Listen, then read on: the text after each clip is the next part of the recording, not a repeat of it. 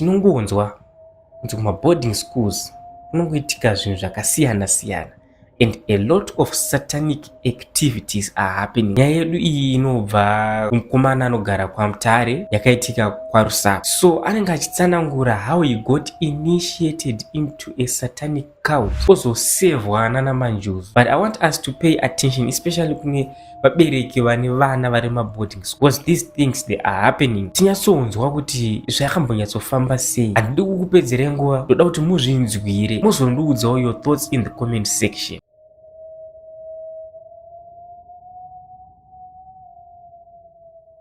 Ladies and gentlemen, welcome back to Slick Media TV. Pano pandokupai mazimu untold stories, nyaya dzinotyisa, nyaya dzinonetsa kubelieve kuti dzakaitika yet dzakatoitika zvemashuwa. Kana iri first time yako kuya panapa ndokumbira kuti usakanganuka kusiya waita sei wasubscribe, ubaya like nokushare link kuvanhu vakawanda still. Ndoda kutenda kune vese vari kufollowa nyaya idzi vachipo feedback. Aiwa guys, kumboererwa inashe. Kune avo vane mubvunzo kuti nyaya dzakuti dzichokwadi here dzishamwari. Gentlemen, kana sadzaitika kwauri dziri ngano, asi pachinozoya kwauri, I hope you have the courage and confidence to come and share your story with us. But handikushuvire kuti musangane nazvo, inyaya dzokuti dzinongoitika wandika. But asina kukupedzera nguva, ngatipindei mustory yedu. Nyaya yangu yakamira yakadai so. It's a lesson. It's a life lesson to others, especially vari kuma boarding school. They must be careful. Nekuti inini ndiri mukomana akakurira paMutare, kudanga mvura kwera 13. Ndakadzidza paboarding panonzi paMarangi High School. Ndadzidza paMarangi High School, so ndave form 4 2012. First team ndakadanana nemumwe musikana ainzi Teresa. Ndadanana naTeresa tiri paMarangi ipapo, so takatodanana yanga ari form 1 tiri form 4. You know boarding life. Tadanana tobva tanovhara maschools. Tavhara maschools, Teresa aigara kuChikanga. Teresa achigara kuChikanga ndobva ndaita musikanzwa one day. Obva atonditi, mai vangu nababa vangu vaita sei, vabuda kumba, saka iwewe uya pai, uya kumba ndiri ndega. So I decided ndobva ndatokumbira mama vangu mari. Mama, ndokumbira dola ndombopinda mutown ndonoona friends. Ndobva vandipa mari. Ndobva ndakwira kombi yangu ndobva ndapinda mutown. Ndobva ndaenda kuChikanga kwaigara Teresa. Ndobva ndatosvika kumba kwana Teresa. So you know, muchingoro apfana takatogara mudining, obva atogadzira zvimapopcorn, tobva tatanga kutona mamovies. Tikona mamovies daro, tobva tatanga kutongoita romance. Mukuita romance yatakaita ndobva ndatobvisa hembe dzese. Ndobva ndatomubvisawo hembe dzese. Then ndobva ngonditi not today, but ndisire belt rako. Ndosara ndichita sei? Ndichikuremember. Ndisire belt rako. Ndoti it's okay, semunhu aidaka munhu wake uberekisa bego. Ndobva ndatosiya belt. Ndobva ndamusira belt chera. Ndobva ndazochinja, obva atondipa dhola rekudzokisa kumba. Ndobva ndadzoka kumba kwedu. Ndasvika kumba kwedu manheru acho ndakarara. Ndakaona 4 girls dzichitovhura dhoo pasi pepangu. Ipapo ndandisiri kurota, ndainatsa kutoona zvaitoitika, zvaiva zvekuti unenge wakaraba uchitoona zviritoitika. Kubva papinda 4 girls. Zvikanzi handi. Ndati kuenda kupi? Zvikanzi handi. Teresa akamera kupi? Kunzi handi. Ndobva ndatombohesitita, zvikanzi handi mani, time kurumidza. Tozokurumidza kudzoka. Ndobva ndatomuka pabhedhi. Vari pandakamuka pabhedhi ndakaita kunge zikunga spirit yangu ndoyamuka. Ibhodhi yangu yebhasi yakatora pabhedhi. Ndakutosvika padhoo ndobva ndatocheuka kubhedhi kwangu, ndobva ndaona bhodhi yangu yasara yakarara. Ndobva ndatonzi nomwe musikana, ngatifambise ngatibude. Ndobva ndabuda murumu mangu.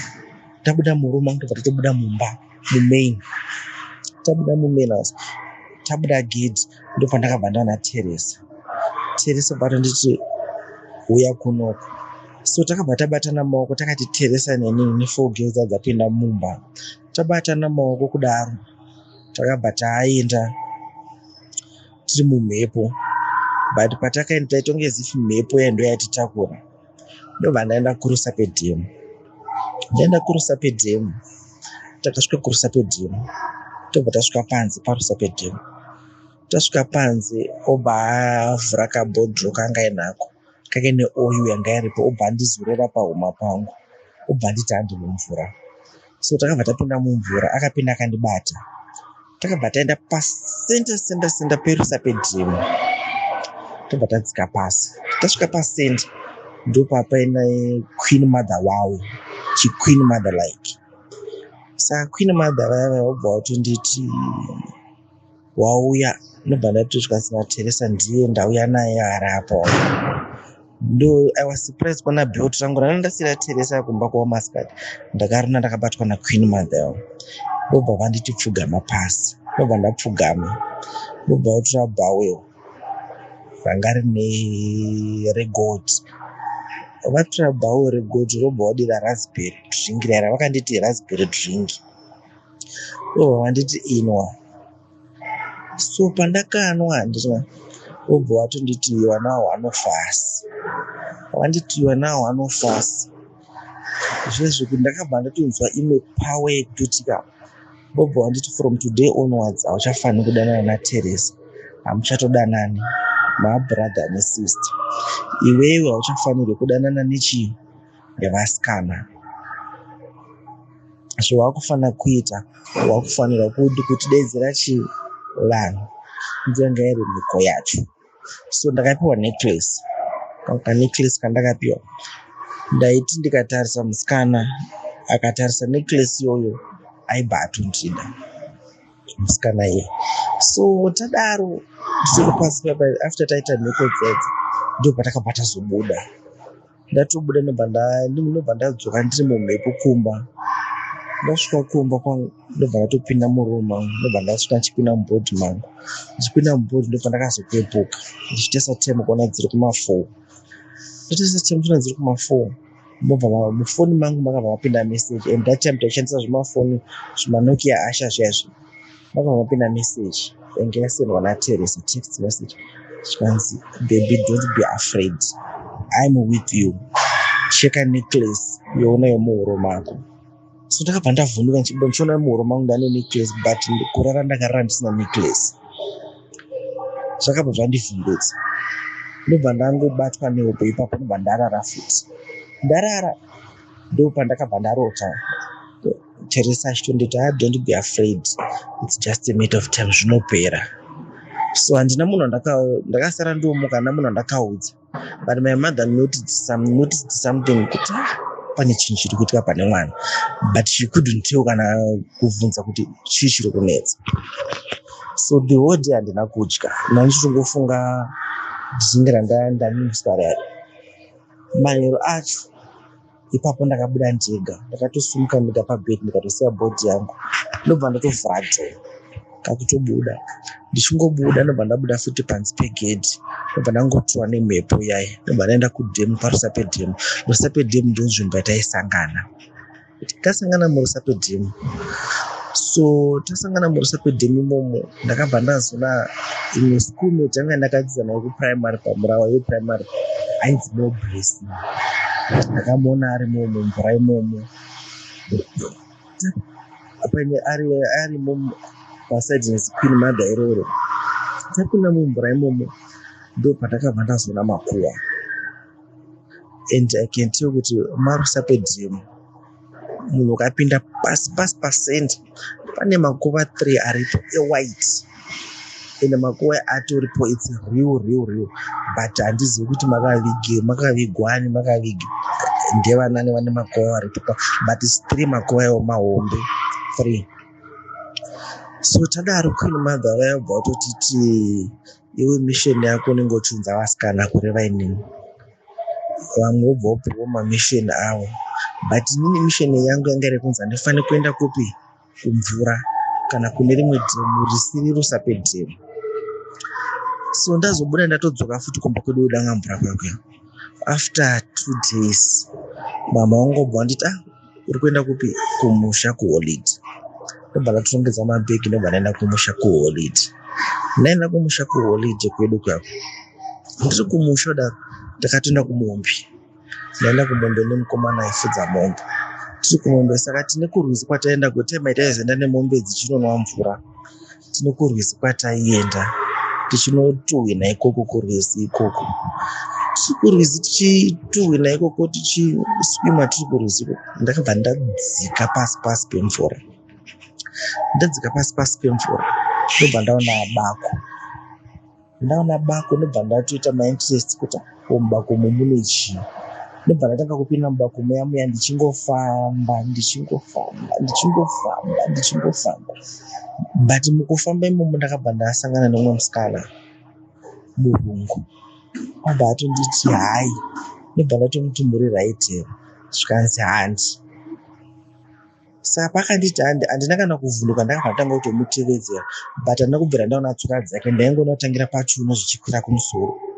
Tobva tatinda tesinga murungu taenda tobva tasvika vedu veka. Upfumi hwamunoona panyika panapa vamwe vana hausi wekuchiva.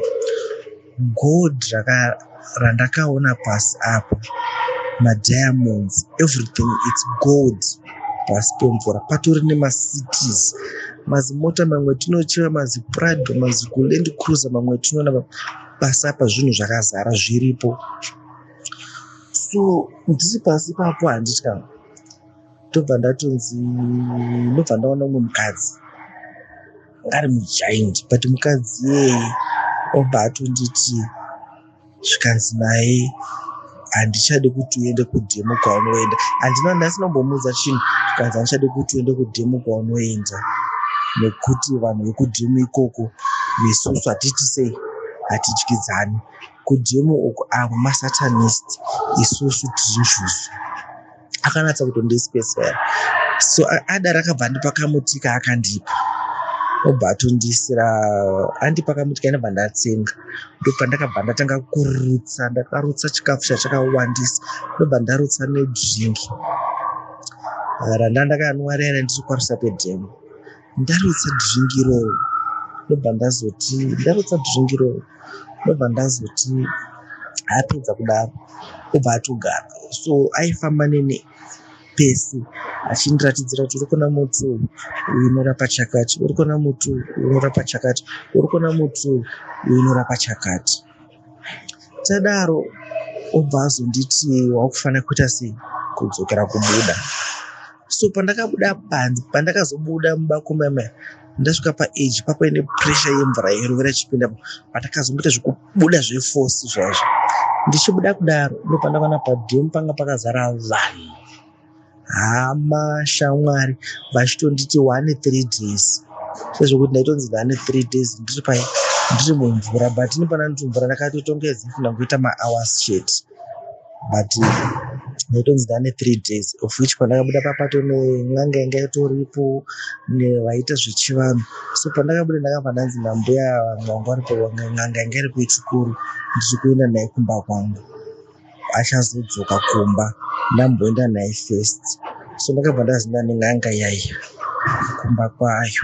Ndasvika kumba kwayo yakandiwaridzira rupasa, ndobva ndagara parupasa paya. Yobva yanditi uri kurara parupasa apa manheru usiku hwese.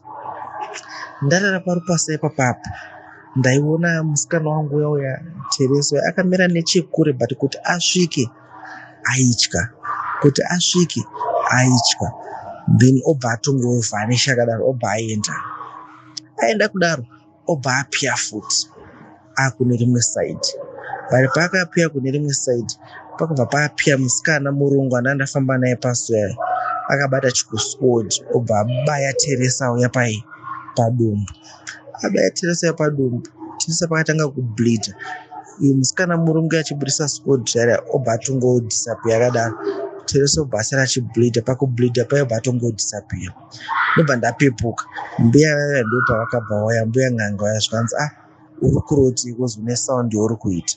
Ndikati handina zvandiri kurota, zvikanzi it's okay. Vakabva vandizora umwe mushonga pahuma, zvikanzi rara zvako. Makuseni ndopa ndakazomuka, havana kundibvunza anything kana kuita sei, vakangobhoilisa mvura yavo, kubva vandipa umwe mushonga, kubva vanditi inwa. Ndanwa kudaro, ndipo pavakazondudza vakanditi kubva nhasi ukaita challenge yemunhu anenge achida kubetserwa, mubatsire even achirwara kana achiita sei, nekuti mishonga mizhinji wakuita sei vakuiziva. Then ndazodaro ndopandakazodzokera ndopandakazoperekedzwa kumba kwana gogo. Ndiri kumba kwana gogo, mama wangu vanga vatoudzwawo, hatina kuzomboita 1 week trip, obva vatonditora kudzokera kupi kumba kwedu kwaMutare kudakamvura. So pakazovhurwa maschools ndichidzokera kuchikoro. Ndiri kutosvika kuchikoro, the following day Teresa musikana wangu akabva atouya kuchikoro, but patakangoonana palunch akabva andibvunza kuti wakazviitirei. Ndobva ndatomubvunza ndikati zvei. Ndichingomoti zvei kudaro, pane vanhu vaitofambawo mumakoridho, then Teresa akabva atocollapse. Acollapse vanhu kwakutomhanya akangoti apa maybe munhu afenda, obva atotakurwa nemotikari yebasa yepachikoro, obva atakurwa nemotikari yepachikoro kakumhanyiswa kupi kuMarange Clinic. Achisvika kuMarange Clinic obva atonzi aita sei afa pasina munhu. Ndomafiro akazoita musikana iye. So up to now ndinoda kungoadvisa kuti anyway vana kumaschools ngavasatambira zvinhu zvevanhu and ngavasasiya hembe kana chii kumba kwevanhu. Inini ndakadzidza kubva kwandiri nekuti zvakaitika pandiri, and up to now ndinotongobetsera vanhu, noti kuti ndiringanga ndirichi. I have a good job, I mean auditor kuSeat of Harare, but 12 years ndichitoshanda muSeat of Harare because ndakazongoti pandakapedza form 6 yangu 2014 ndobva ndatiwanawo basa, ndakasara ndoenda kuuniversity banda ndapabasa. I have a good job, but I can tell munhu akatorwara, I can tell kuti aizvinoda kuchipatara ora hazvidi, and I can tell kuti mushonga wakati unobetsera chakati, unobetsera chakati. Ndizvo zvandakasangana nazvo mukukura kwangu, and advice yangu ndoda kungoadvisiwa vanhu kuti vedu vana please ngavasadya zvikafu zvevanhu kumaboarding, especially kumaboarding schools. Yo, ladies and gentlemen, nyaya inotyisa. Imagine munhu akaenda pasi, iye mupfungwa dzake akaenda pasi pemvura almost 3 to 4 hours only to realize kuti aenda pasi pemvura 3 days. This is real.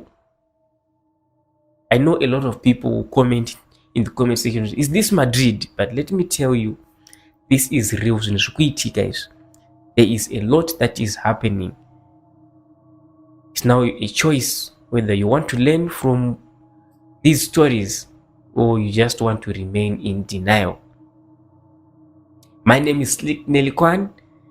This is Slick Media TV, Azim Untold Stories. Kana une nyaya yao yaunofunga kuti unoda kushare dzakangodofanana idzi kana dzisati dzazikanwa nemhuri yeZimbabwe, unofunga kuti you need to share your story with us. Usatye kuti contact pa 0777 448 050. Until next time, I am out. Kozhasa.